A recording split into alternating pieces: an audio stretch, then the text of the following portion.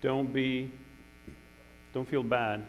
Apparently when I met my wife at Andrews University, she came home. That's a story that I've heard a few times. She came home and she told her parents that she had met a guy by the name of Jairo, and apparently her parents asked her, "I'm sorry, what was the name?"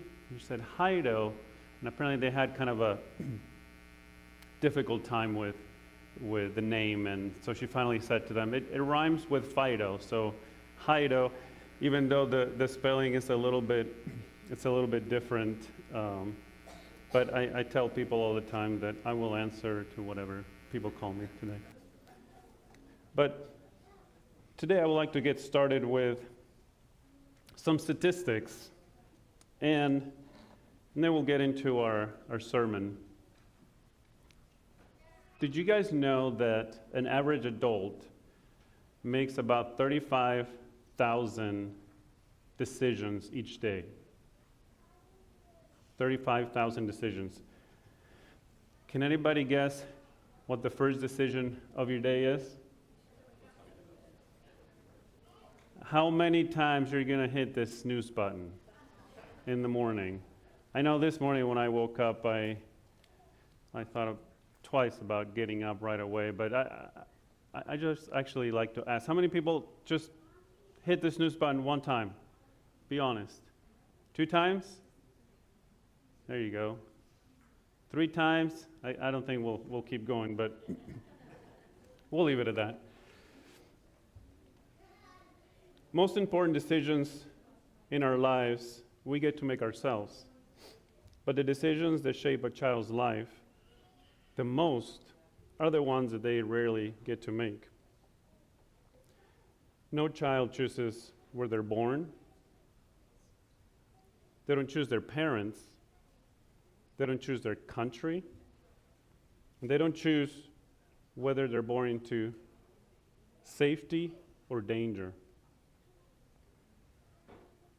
Before the message today, I would like to actually ask 3 quiz questions that, by the way, I'm not going to give you the answers today or this morning. I'm going to give them to you this afternoon, so I encourage you to stay for the afternoon program. The first one is, and of course, a lot of these situations that we'll mention today are situations that most of us, when we were growing up, we did not have to face. What popular online game has been banned by 10 countries because of its hunting grounds for child predators? Fortnite, B, Minecraft, C, Brawl Stars, D, Roblox. I should say that when I saw this question, to be honest with you, I might have known what one of them was, but I certainly did not know all of them. Online predators mainly target girls in which age group? A, 7 to 10, B, 11 to 13, C, 14 to 17, D, 18 to 21. Which city in the United States has more brothels than Starbucks? A, Houston, B, Miami, C, Washington, D.C., D, Atlanta. Like I said, if you want to know the actual answers to these questions, I invite you to stay for the afternoon program.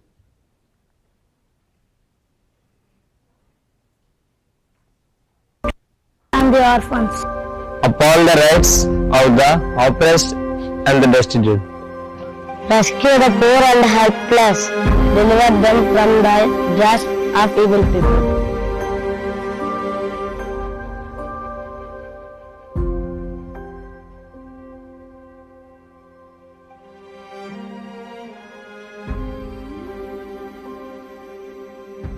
You are here to defend the defenseless.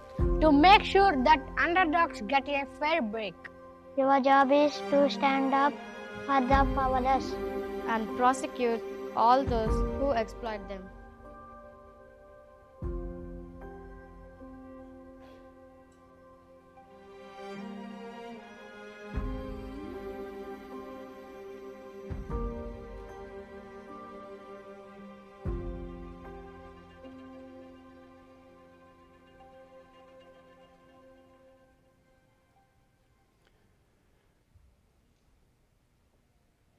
What is the chance of being born into a fully safe and supportive childhood? I would like to explore 4 factors this morning of a secure childhood. The first one is loving parents, proper nutrition, safety from abuse, and freedom. You can see there on the screen. Maybe 10%. How many of you guys think that 10% are actually the children that actually experience this when they're born? Perhaps 20, 30%, excuse me, or 50. Anybody want to take a guess? 30%? 3%.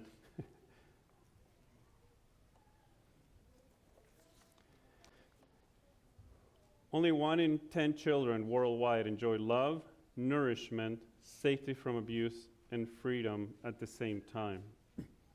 For a moment, I want you to imagine that you were born into a different circumstance.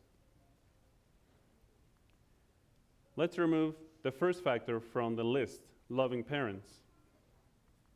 God's call is clear in Psalms 82:3. Give justice to the poor and the orphan. James 1:27 challenges us. Religion that God our Father accepts as pure and faultless is this, to look after orphans and widows in their distress. Jesidas was born in India. When he was 15 days old, his mother passed away. To this day, he doesn't know what happened. He has never seen a photo of his mother. At the age of 5, he was coming home from school and noticed a crowd gathered around his home, and they were crying. His blind father had just passed away. Jesidas was now an orphan, going door to door, begging for food. Jesidas' life completely changed when he was welcomed into the Sunrise Children Home, led by Mommy Lalitha and Daddy Varma. Through sponsorship with Child Impact International, Jesidas became the first rescue orphan from Sunrise Home to complete his studies. His biggest dream in life is to meet his sponsor and give her a big hug. He states, "I am a complete person now. I can stand on my own 2 feet." Jesidas completed a master's degree in public health and is now working at one of the leading hospitals in India as a senior manager overseeing hundreds of employees. Recently, his employer flew him by helicopter to visit one of their projects. And also recently, Jesidas married a Seventh-day Adventist University professor. She had many written proposals, but wanted to marry a Christian. Jesidas boldly states, "I'm living proof of the power difference your compassion can make."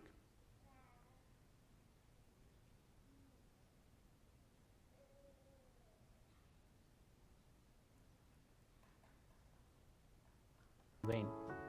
I'm a true example. Now, I'm working as a public health professional, overseeing 500 employees in the medical field, looking after 15 projects, standing as an inspiration to many of my brothers and sisters at Sunrise Home. Thank you to my sponsor. Thank you so much for helping me, from bringing me from the darkness to light.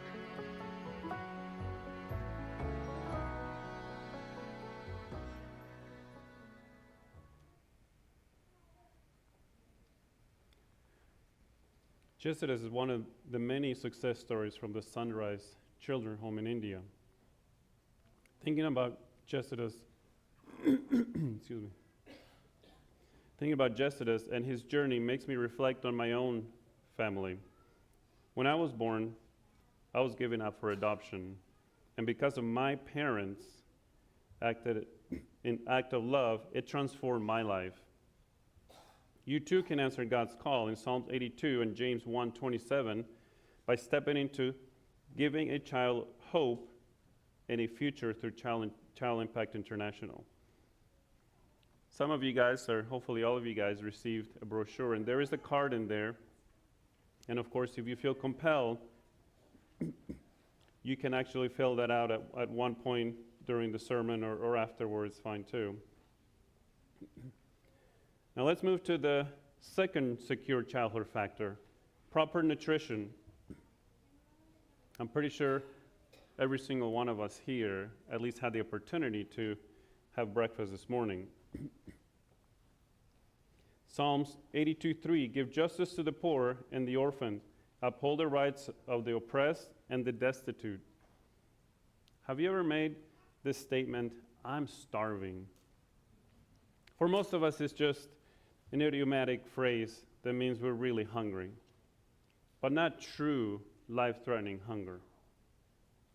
Some of us may consider ourselves to have grown up poor. I think we've all heard the phrase walking uphill both ways. Going out to eat and splitting an entree and getting water with lemon, although I think some of us probably still do that. Destitute is beyond poor. It is translated from the Hebrew word rush. Rush means having nothing to fall back on, no safety net. A destitute person lacks the necessities of food, shelter, and clothing, and no one is looking out for them. Bangladesh is literally a perfect storm of destitute circumstances. One, a massive amount of people, 170 million people live in a very small area. And two, 80% of Bangladesh is in a floodplain, which makes crops hard to grow. As our Child Impact team visited a village school in Bangladesh, they witnessed the stark reality of food insecurity firsthand. They asked the teacher, how many kids had breakfast before coming to school this morning? The answer, you can probably imagine, it was 0. What about before Child Impact introduced a lunch program, how many brought lunch with them? 0. The teacher shared that dinner was the only possible meal for the children, and even then, that wasn't a guarantee. As they witnessed the teacher serving children their lunch meal provided by Child Impact, they also realized how much this one factor contributes to the success of a child. An empty stomach cannot learn. Thank you.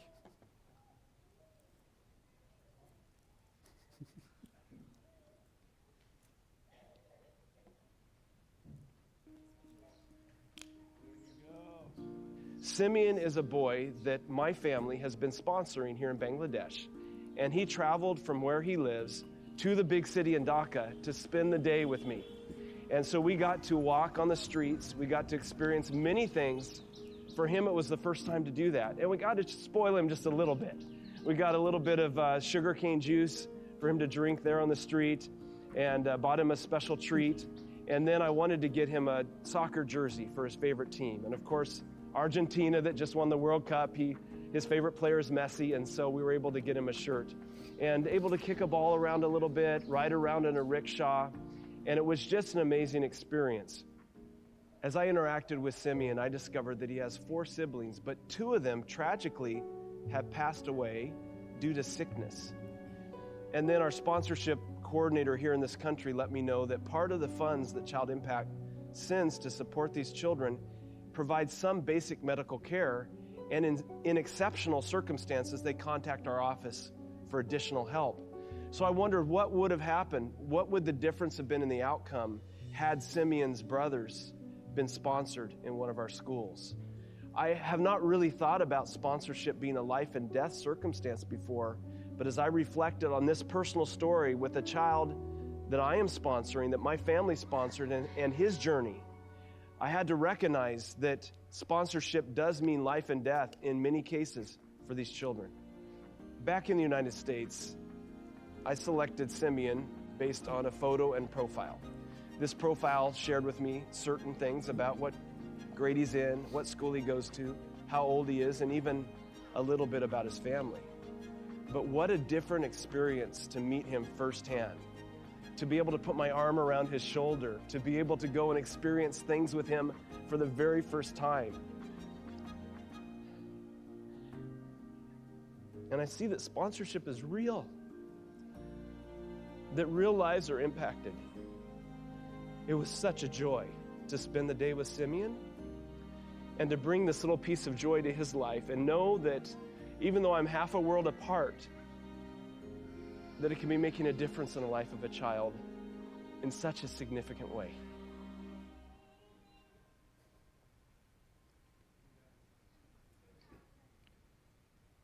Child Impact identifies 10 major goals every year.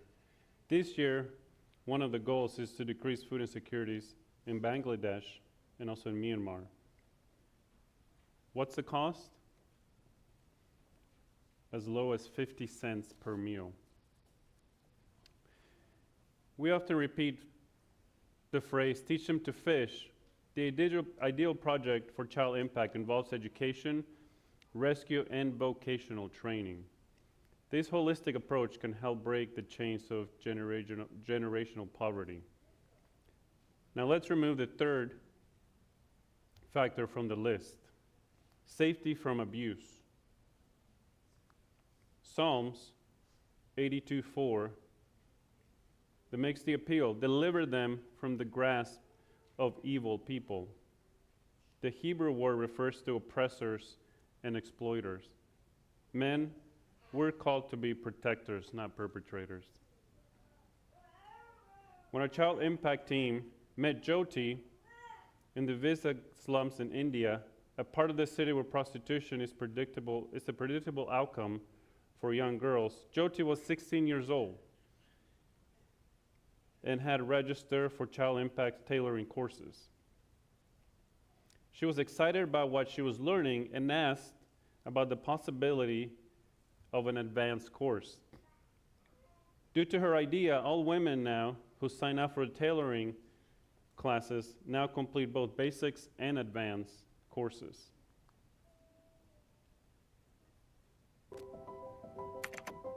Jyoti has risen above circumstances that many would find insurmountable. She was born into poverty as a Dalit.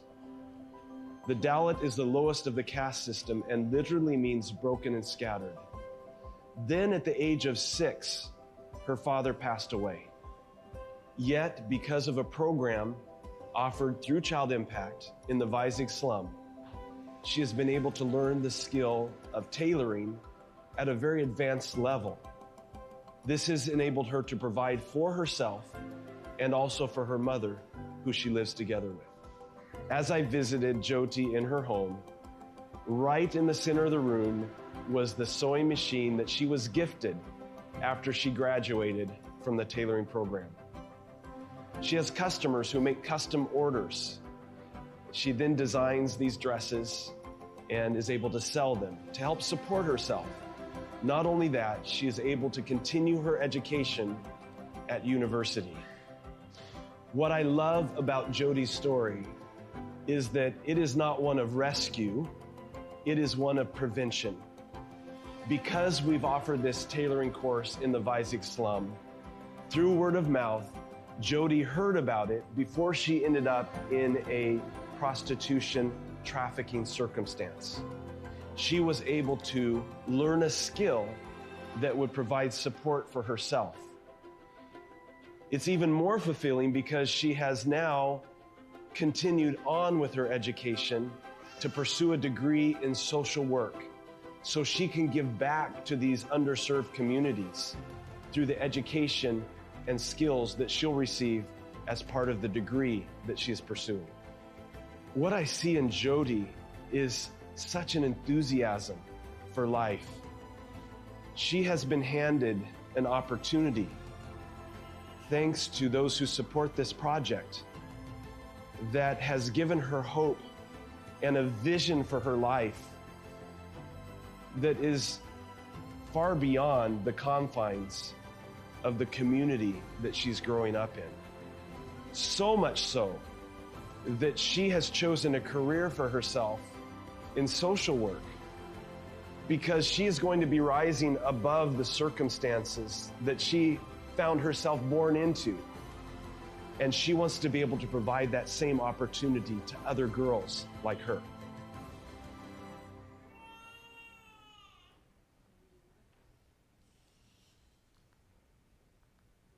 Child Impact is committed to shine a light in the darkest places. We're the only nonprofit working in both the #1 and #5 red districts globally. We also fight human trafficking in the most dangerous countries in the world, the countries where the largest humanitarian crisis and the #1 sex tourism destination in the world. Now let's remove the fourth factor from the list, freedom. Psalms 82:4, rescue the poor and helpless, deliver them from the grasp of evil people. This girl is making bricks directly in the sun.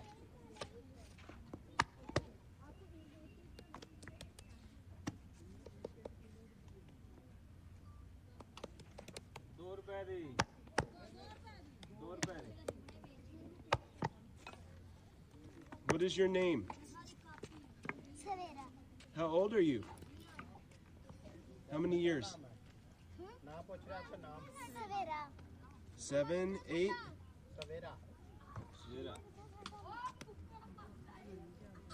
Did you hear how old she is?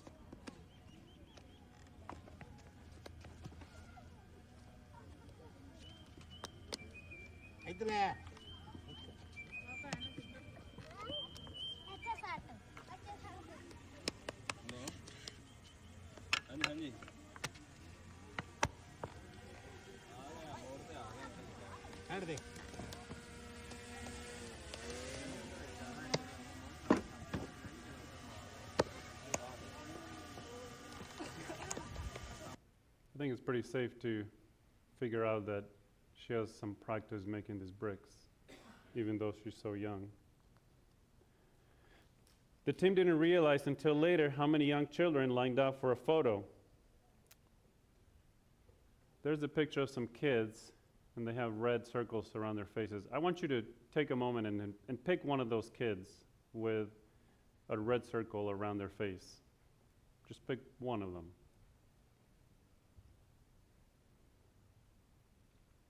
All right, I assume everybody has picked one. I'm going to tell you what your life looks like. You have a life sentence of making bricks due to a debt your family can never repay. You started working alongside your parents when you were 4 years old. You are breathing toxic air and drinking polluted water. You are at risk of polio, organ harvesting, abuse, child marriage, and malnutrition. You are also illiterate and unable to go to school, subjected to hard labor for the rest of your life, not knowing what it is to smile, laugh, and play. From birth, your right of freedom has been stripped away from you. This man, again there's actually a circle around his face, looks like to be over 100 years old, but he's actually 72. His entire family had been slaves for generations. Now they are free, thanks to Child Impact donors. Take a look at how happy he is now.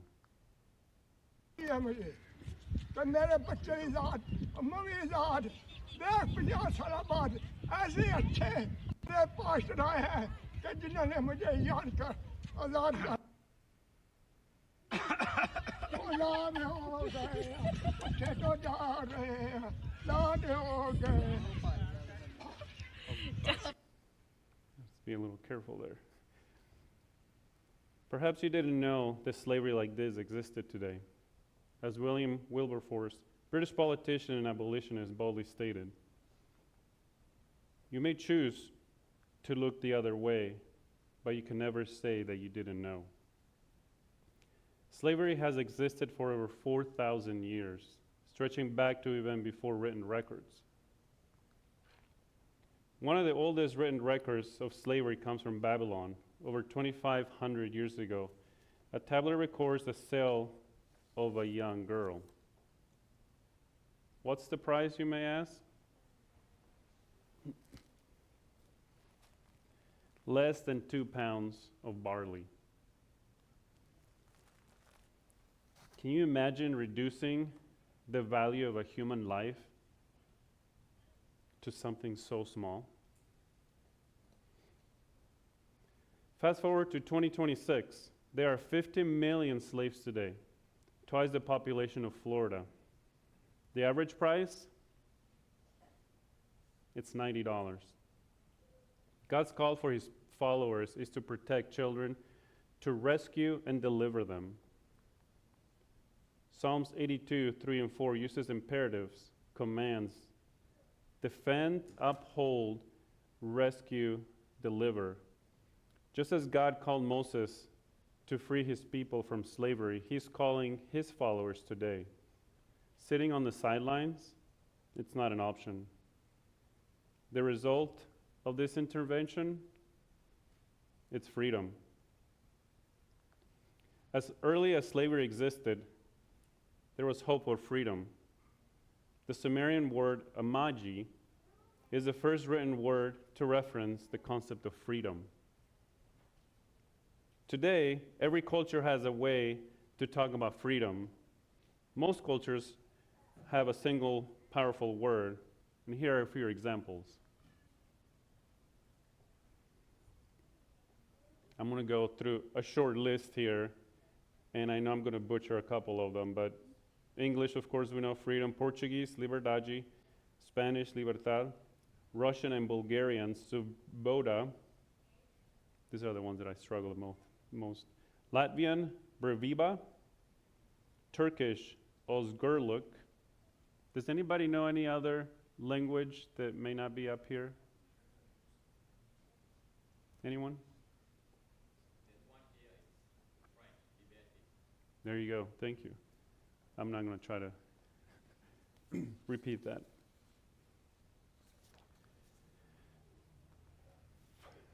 Freedom is God's desire for every human being. The central salvation story of the Old Testament is one of freedom. God setting the children of Israel free from bondage. Jesus' mission to the planet Earth is described in Luke 4:18. He has sent me to proclaim freedom from the captives. On October 18, 2025, as Child Impact CEO Dr. Tom Evans started his sermon in front of a packed church in Lahore, Pakistan, every person in the audience had recently been enslaved and were now free. It was one of the most moving experiences of his life.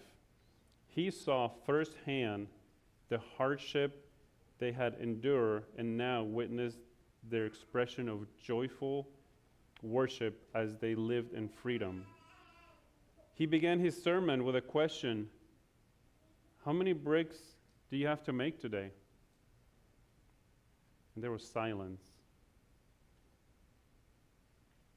And then, resounding chorus with a big smile, everybody shouted, "None." This video was taken right after the church service.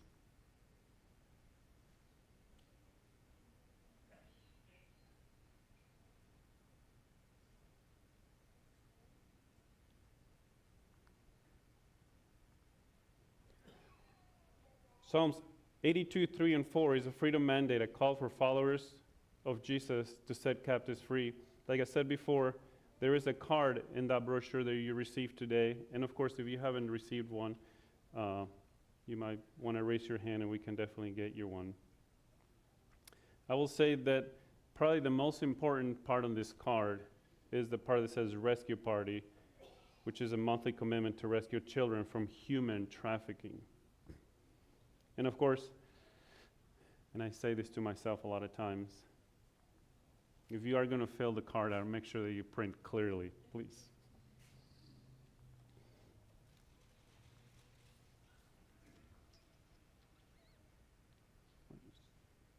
Push the wrong.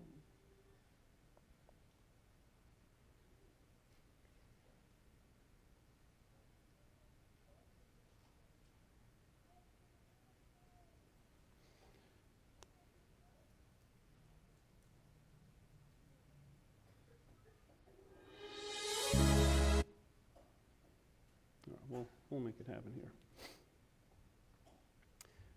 Years ago, someone chose to sponsor a little orphan boy named Jessidas. Today, he leads hundreds of employees. Jyoti escaped exploitation through the donors sponsoring tailoring course and is studying social work to lift her community. And in Pakistan, an entire family celebrating freedom they never thought possible. Because my parents decided to obey God's call to take care of the orphans, I can actually stand here today. Because someone chose to act, a life chain in darkness is now walking in freedom. What will you choose today? Right now, we have a special video produced by Child Impact featuring our projects around the world. And I will also remind that this afternoon I will be speaking about these projects with a little more detail, and of course, I will share 2 secret projects that we're not allowed to publicize very much.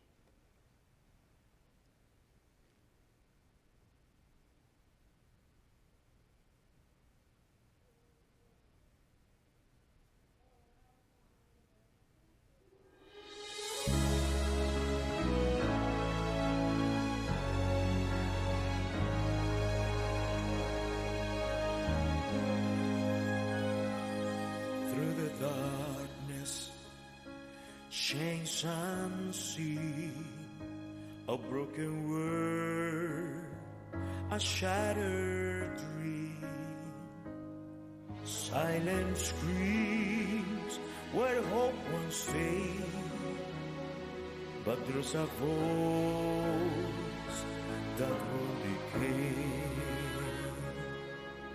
Hidden faces, stolen names. He knows their tears, he knows their shame. Through the fire, through the fight, he steps out, guidance the night.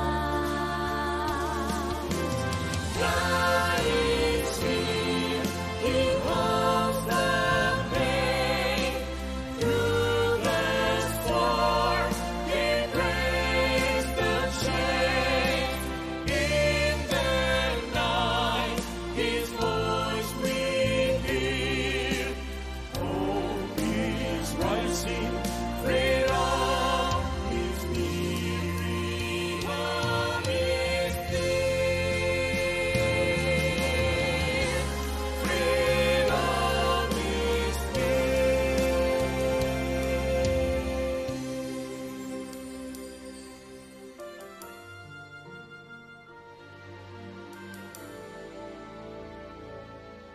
every captive, every scar, he knows exactly where they are. Through the suffering, through the pain, he whispers, shout, I'll set you free. God is here, he holds the pain. Through the storm, he breaks the chains. In the night, his voice we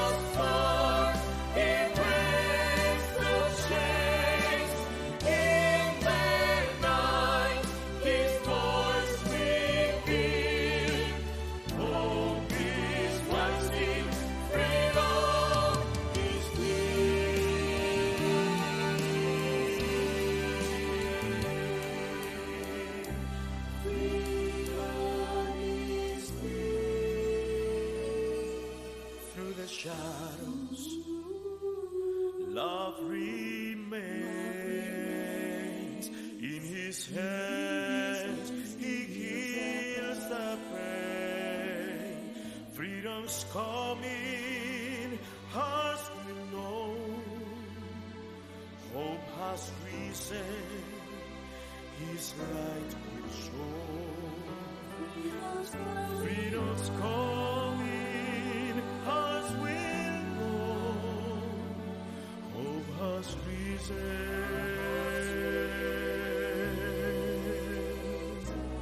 his light will show.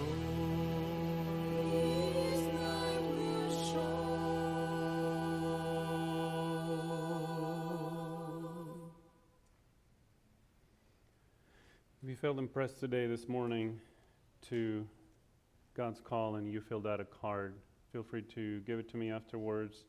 I do have a table set up downstairs. There's a black box in there. You can also put the card in there.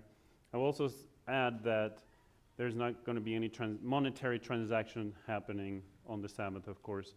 Tomorrow, you would, if you chose to fill one out, tomorrow you'll receive a email or a text. Again, tomorrow. I do believe we have our closing hymn, which is 294.